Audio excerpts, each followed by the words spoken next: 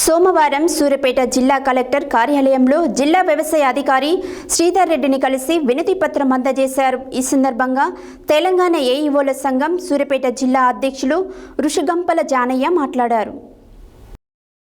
యాదాద్రి భువనగిరి జిల్లా యాదాద్రి కలెక్టర్ కార్యాలయం ముందు ప్లేకార్డులతో ధర్నా నిర్వహించిన గుండాల మండలం సీతారామపురం గ్రామానికి చెందిన భూమి లేని గ్రామస్తులు మాకు 179 సర్వేలో ప్రభుత్వ భూమిని 18 ఎకరాల 38 గుంటల మిగులు భూమి లేని నిరుపేదలకు కేటాయించాలని సోమవారం రోజున ప్రజా దర్బార్లో కలెక్టర్కు వినతి పత్రం సమర్పించారు. ఈ సందర్భంగా వారు మాట్లాడుతూ భూమి లేని వ్యక్తులు సుమారు 50 మంది ఉన్నామని, అనుమతిస్తే ఆ భూమిలో మేము పంటలు వేసుకొని జీవనం కొనసాగిస్తామని తెలిపారు.